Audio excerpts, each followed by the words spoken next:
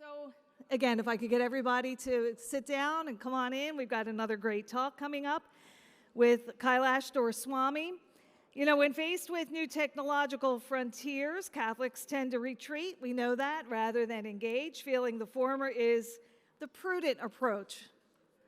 Well, the church has historically led technological advances, as you've seen throughout the day through different talks, and in no small way. We're constantly called to engage actively in this sphere, giving witness and representing God to the world. That said, could the metaverse, with its overt focus on disembodiment, be an exception? Kailash Duraiswami is here to answer that question and support his answer with scripture, official church edicts, and reason. Let me give you a little bit of background about Kailash. He's an entrepreneur in the artificial intelligence space.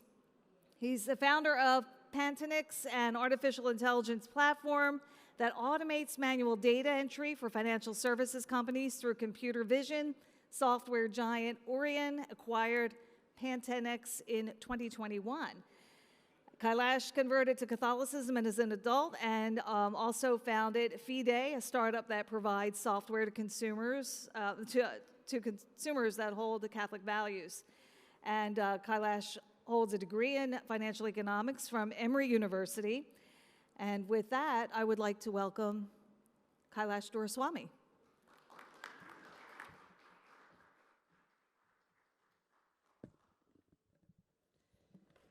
Thank you very much. I'm very excited to be here and share about the metaverse. Just so everyone knows, I purposefully designed this PowerPoint to be very boring. The metaverse is an extremely overpowering visual environment, but I purposely didn't even want to compete with it, so I designed our slides to be quite simple. So I just received a great background, but I usually introduce myself as the first slide. So as it was mentioned, my name is Kailash, and I was the founder of Pantanix. And we provided a computer vision platform for firms on Wall Street to automate manual data entry. And I'm a software engineer by training. I also studied financial economics, and this product was a hybrid of both. You know, it took the software engineering understanding to build the product, but we had to know finance really well to make it usable and useful for them. And that gave me a lot of training in a really deep tech of AI. Throughout the years, I've been exposed to virtual reality, augmented reality as an engineer. And I was the author of a paper, Catholics in the Metaverse, which was published a few months ago. And you know, this is a crypto conference, and the frontier of decentralized finance, of course, is cryptocurrency. But you know, this is also a very important frontier, and one that the conference organizer, Matt Pinto, thought it would be great to share with the audience. So I'm really excited to share that with everyone. So what is the metaverse? And it's a great question. We hear it, even crypto as well, and it's important to go to the basics to really think about what we are talking about. So on October 28th, 2021, Mark Zuckerberg released a founder's letter explaining why Facebook, the company, changed its name to Meta in order to anticipate the next chapter of the internet, which he calls the metaverse. And Zuckerberg describes the metaverse as an embodied internet where you're in the experience, not just looking at it. And he believes that we will move beyond consuming the internet as we currently do via a web browser on an LCD screen with a mouse and keyboard. And the next phase of the internet will be an immersive three-dimensional representation of data that we can interact with via our eyes and our hands simulated in the environment. And this effect will be achieved through virtual reality headset and technologically advanced gloves, basically, as opposed to a mouse and keyboard. So if you think about it, the mouse and the keyboard is a way to navigate visually on the screen. This is really just a step beyond, which is you're going to navigate visually through your eyes and how you wander around. Now, the point is, and we know that virtual reality as a kind of a headset experience, it has existed for some time, and the issue is that it just wasn't believable, essentially. And because the experience was disjointed from what we would call reality as we experience it now, basically people believed that it wasn't as useful for real purposes that people would want, but it was useful for games and basically entertainment, novelty, essentially. His point, Mark Zuckerberg, is that they want to invest billions of dollars, tons of money, to actually make an immersive experience that is hyper-realistic, that when you're in it, you cannot distinguish from reality and the metaverse. Do you mind clicking the Mark Zuckerberg founder's letter, the one on the right? This is just a simple letter that he released, which kind of describes what his thinking is. And yeah, there we go. So this is just something that they released in 2021. It's a great read. I think that it's actually very fortunate that we can get in the mind of the person who is really interested in doing this and get a sense of what they're trying to do. But essentially, it is make an internet experience which is so hyper-realistic that we cannot distinguish what we experience here from what they're making. And the point would be, it is actually the frontier of how we will meet at work and communicate, and this is their vision. Like the announcement or the introduction it gave for me said, the traditional Catholic response to this is reservation and fear and apprehension. And we think, first of all, that these frontiers are not really anything that we need to be looking into. And secondly, we discount the vision and the people who make them to hold visions that are values that are antithetical to ours. And usually I play this video at the end of this talk, but in this audience for our church, I actually want to play this first because I think it sets a very interesting tone thinking about how this person, Mark Zuckerberg, thinks about creativity and the work that he does. Do you mind playing the video? Yeah. So that's one. But here's maybe a different way of coming at this, which is maybe a more like religious in nature. I always like. There's a rabbi who I've studied with who kind of gave me this. We were talking through Genesis and the Bible and the Torah, and they're basically walking through. It's like, okay, you go through the 7 days of creation, and it's like, why does the Bible start there? Right? It's like it could have started anywhere, right? In terms of like how to live, but basically it starts with talking about how God created people in her image. But the Bible starts by talking about how God created everything. So I actually think that there's like a compelling argument that I think I've always just found meaningful and inspiring, that a lot of the point of what sort of religion has been telling us that we should do is to create and build things. So these things are not necessarily at odds. I think that's, and I think probably to some degree you'd expect me to say something like this because I've dedicated my life to creating things that help people. So crazy. The first time I heard that, I couldn't believe that his explanation for motivation is a biblical argument for creation and how that is something that should motivate us. Like I said, usually I share that at the end, kind of like a crazy twist, but I want to share that in the beginning because I know that there's a great apprehension for approaching these new technologies, in particular, the personalities behind it, And I lived in San Francisco. We built our company in Silicon Valley. And of course, it is true, most people there don't hold values which are Catholic. We understand that. But I think that's a simplification, and this is a great example. He was honestly giving an answer, and he referenced the Bible. And I think the metaverse and the frontier is not all bad. And it is not that the people who provide these platforms are all bad. And then we just talked about this. So what is the actual Catholic teaching? So we kind of just went through what are the hesitations which we shouldn't have, and the, this is the conservative reaction which I'm trying to break, right? The first one is this fear, this discounting, really a desire to walk away from this. And the purpose of showing that video is to say, hey, it's not everything is what we think, and there could be reasons to actually embrace this. So what are the actual Catholic social teachings? How should Catholics approach this new frontier of internet technology? Fortunately, the Church has anticipated this question over the decades when she published a document called The Church and Internet on February 22, 2002, that's a mouthful, and The Christian Message in a Computer Culture on May 27, 1990.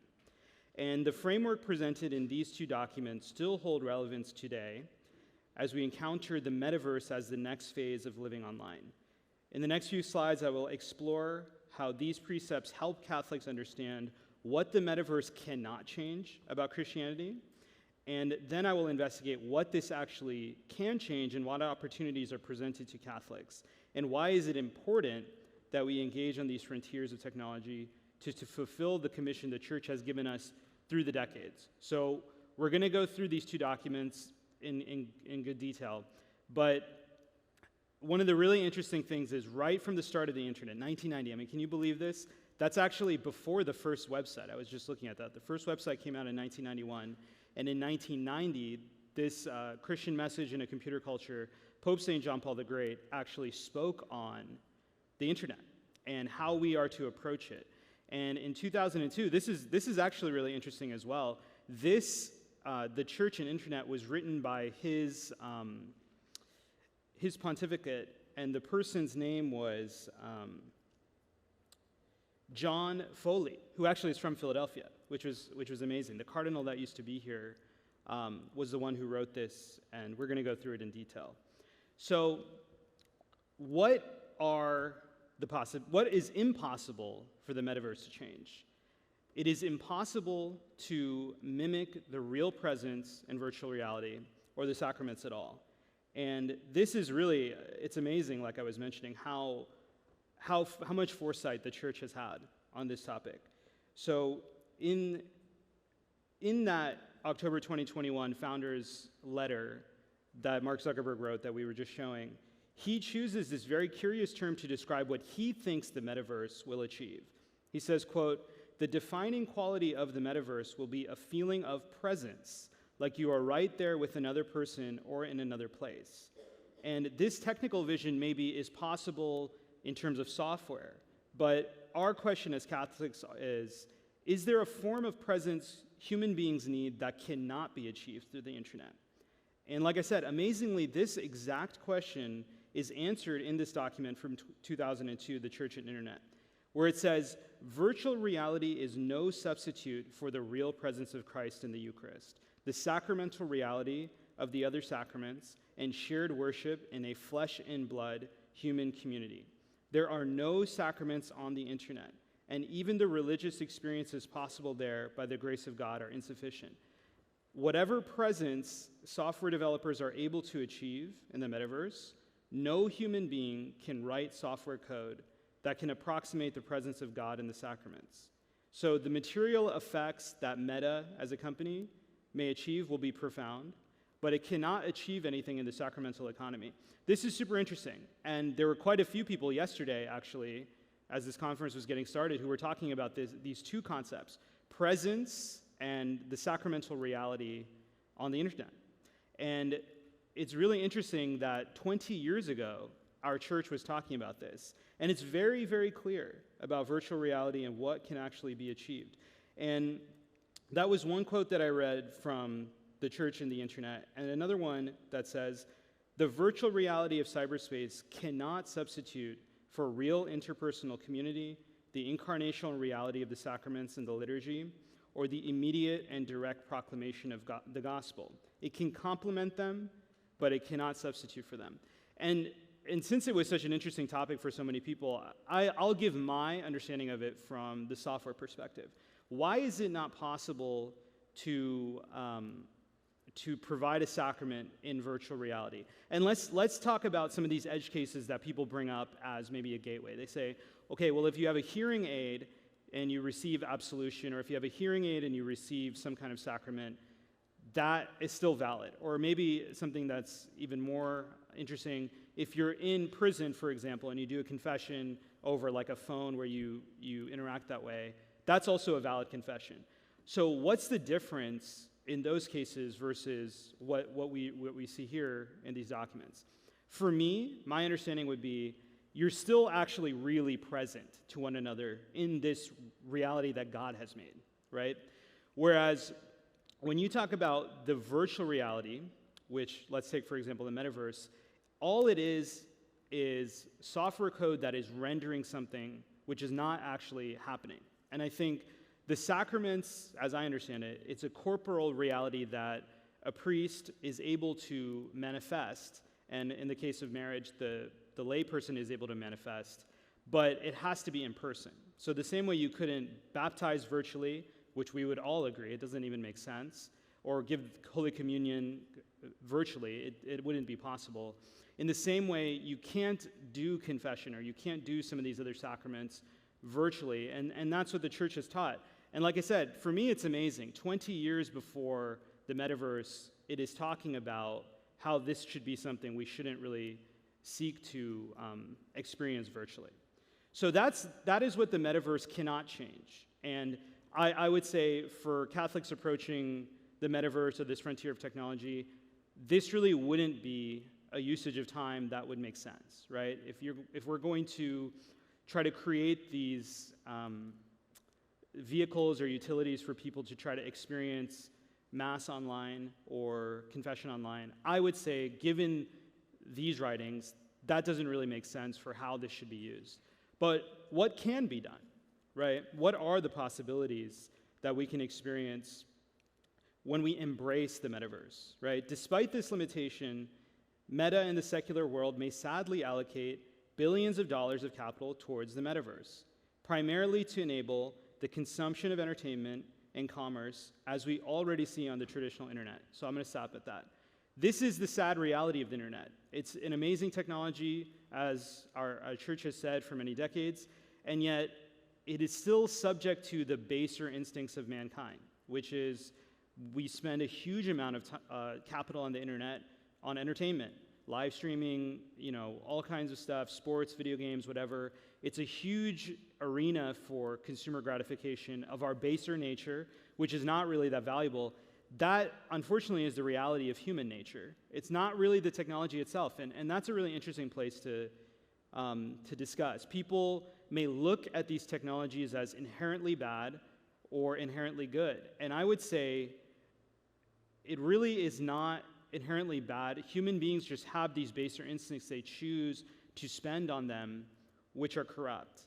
And that doesn't actually mean that Catholics should be afraid to use them to do something good, because it is very possible to do things that are good, right? Catholics must be ambitious to capitalize on the important effects of the metaverse as it is being built. And in that second document by the Holy Father, Pope St. John Paul the Great, he says, "The internet is not merely a medium for entertainment and consumer gratification. It is a tool for accomplishing useful work." And he gives three options. He says, in the Christian message in a computer culture, the internet provides a method of facilitating communication and dialogue among her own members. It offers immediate access to information, and it allows the church to enter a continuous dialogue with the world around her. And first of all, I just want to point out, 1990, Pope St. John Paul the Great said this. I mean, think about that. Like I said, before the internet, before the first website, before Amazon was founded, before Google was founded, he is talking about communication flow, discovery of information, and all these things which became huge platforms on the internet. He's saying that these things would be valuable and a great way to use these tools, right? And I think he would agree, as Mark Zuckerberg said in October 21, he said, in this future, this is on the metaverse, in this future, you will be able to teleport instantly as a hologram, to be at the office without a commute, You'll be able to spend time on what matters to you, cut down time on traffic. It's all about this efficiency that you can gain, right, from this tool. And I think the church would tell us we must embrace this, actually. We must embrace the metaverse, certainly as a tool, like was just mentioned, as I just quoted from Mark Zuckerberg, to cut down time on traffic, to be more efficient in our communications as a church. We must use it as a place for information flow, meaning if there is information which can be rendered in this three-dimensional environment in a realistic way, there are things that can be expressed better in the metaverse than can be on video. Like, for example, imagine if you rendered St. Peter's Basilica in the metaverse exactly as it is, pixel perfect, completely right. What that offers is a very, very affordable way for people who cannot afford to go to Rome to experience the beauty of this church, right? So this is an example of information flow where, you know what, if we really invested our effort, and it would be hard, it would be very, very difficult to render the Sistine Chapel and the ceiling and all the great architecture. It would be very difficult to do that. But if we did, it would glorify God, and it would allow people who could never afford to go to Rome, but who could certainly afford the metaverse headset, to experience this great work that we've had for centuries in the church. I think that's an example of information flow that we should embrace in the metaverse, and that can't be approximated on a YouTube video. It's a distinct and different experience that's really great.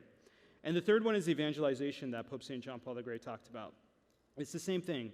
People will live in the metaverse. If it is created, there will be people who spend their time in the chat experience or whatever else, living in the metaverse, and we must meet them there. And this kind of goes to my conclusion. It was mentioned in the introduction that I converted to the faith as an adult. And believe it or not, I actually converted to the Catholic Church purely on online resources. It was all from things that I read and YouTube videos and content that I found online. And when I showed up to RCIA, that person was actually the first Catholic person that I met in person, if you can believe that. Everything was from online resources. And I'm a person of my generation, my age, and a lot of that was YouTube, a lot of that was Google search, and it made a huge, profound difference. It made the biggest difference in my entire life. The people who decided to create that content and put that content online and make it available to me changed my life, full stop. And that will be the case for the metaverse as well. There will be people like me in a former age living on the edge of technology like I was, and they will need to be evangelized in that moment. And the wrong thing, and frankly, I think the unacceptable thing for us to do is withhold the truth from people who are in those environments, or withhold the truth from that environment completely, because it is an opportunity to evangelize, and it is an opportunity to share truth with these people in a unique way. And I think that this is the most important thing that we can do. And I think that it has the possibility of being life-changing. And there was one thing that I wanted to read from this paper, The Church and the Internet, because I think that we might look at our hesitancy to be prudent, but the truth is, even from right in the beginning, we have been told by the church that we must embrace these things. So this is from the document that was written in 2002 by the Pontificate. It says, "It is important that people at all levels of the church use the internet creatively to meet their responsibilities and help fulfill the church's mission." Here's the key 3 words that I picked up from this. Hanging back timidly from fear of technology or for some other reason is not acceptable in view of the very many possibilities of the internet. I mean, I have to read this again. Hanging back timidly from fear of technology or for some other reason is not acceptable. That's from 2002, that the church is telling us this really from one of the highest positions of authority documents that you can get. Hanging back timidly is unacceptable when it comes to new frontiers of technology. I think cryptocurrency is a great example of this. The metaverse is a great example of this. In general, I would say artificial intelligence is a great example of this. We can't justify in our faith withholding the truth, and we cannot justify hanging back timidly. And coming from San Francisco, coming from Silicon Valley, you see, if we don't accept the responsibility, if we don't take the reins, somebody else will. That's what we see. And it is super powerful that we are armed with the truth, and really there's no reason to be timid. We have every reason to be brave, and we have every reason to be convicted, and to really enter into these new technological frontiers and build things that nobody else will make, and proclaim the name of God in a way that nobody else will. And the metaverse, I think these three frontiers, the metaverse, artificial intelligence, and cryptocurrency, are great examples of where we need to go. Because we've been told right from the start, 2002, hanging back timidly from the fear of technology is unacceptable. So with that, I would like to open it for questions if anyone has any questions. Okay, great. And if I may, I want to ask a quick question. Sure. You said that you were evangelized online. Were you seeking some type of answers to faith, or did you just happen to stumble upon it? That's a whole nother talk, but I was seeking truth, yeah. So the short answer is, I lived in San Francisco, and I was an atheist, and I had no faith whatsoever. And I lived there when President Trump won the 2016 presidential election. And the next day was like an apocalypse, basically. Everyone who lived there, basically, their worldview was annihilated in one day.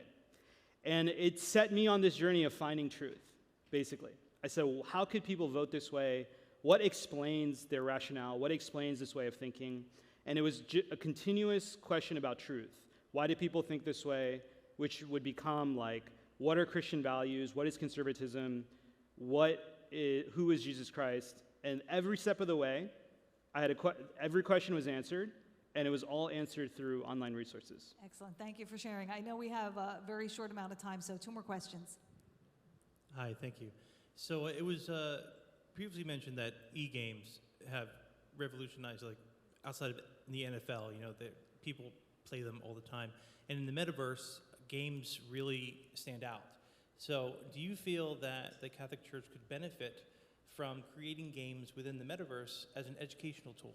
Yeah, great. It's a great question. It basically is like, is there a moral way that we can do these things, and in a way that can engage people in this audience where they're at?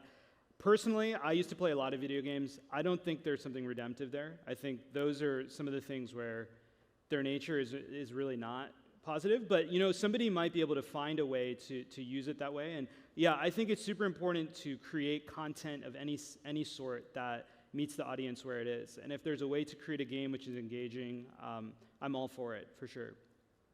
One more question. Thank you. Very good job up there. Do you have any good examples of either Catholic organizations or parishes that are using the metaverse to evangelize or get information out? Believe it or not, the only thing I've ever heard is actually something that's here. Father is over there, who is doing that. I was actually really shocked to hear that someone was doing it. So yeah, I think it's a very new technology, and I believe that it requires software development really to use it, which is kind of expensive. So this is pretty cutting edge. I would say this is even more cutting edge than cryptocurrency in some ways. I think we have time for a little bit more. Do we have? Okay. I think so, yeah. All right. So who else had a question? I'll go over here. I'm running. Thank you. So I think that I have good news and bad news. The bad news is that I think there's a pretty serious tension in the setup that you have, but the good news is that it could be a productive tension. So on the one hand, you said that people will live in the metaverse. And then at another point, you also said that what happens there is not actually happening. And you also suggested, you used the language of tool and utility multiple times. So I guess my concern is, if these are digital spaces in which people actually live, but our attitude towards those spaces is one of utility and a tool, then this is the exact same logic as colonization, right? We don't care that people live here, but we look at the spaces where people live and we see resources to take, those resources being relevance. We see targets for evangelization, but not actual communities that live there. Yeah, so I'm wondering if it's possible to view a space where somebody lives as both a real space and also a tool that we can use, because that sounds like the logic of colonialism to me. Sure. First of all, thank you for a challenging question and taking notes. So maybe this is shocking. My family's from India, and it was colonized. And, not everyone there thinks that was all bad, first of all. There's utility that can come from that, where there is a better way of thinking that can be shown to people. And I would say online there is a better way of thinking in the Christian way. And I would look that evangelizing in that space where people live and getting them out of the internet and out of being addicted and out of it into church, into a sacramental reality which can only be found in real life wouldn't be a bad thing. I think what we hold in the truth in the Catholic Church is objectively better than anything else. And any way we can get that message to them is better. And I would be worse off, and anyone else would be worse off who doesn't know the faith, if it was withheld from me out of sensitivity in any nature, because it is absolutely a better way to live. And no matter how you found me, whatever pretense that you broke, or whatever lack of respect you showed for the life that I had to have, that I had before, I would congratulate you, because it is objectively better to be Catholic, and we shouldn't be sensitive to any way that people are living. Amen. Kailash Duraiswami, thank you so much.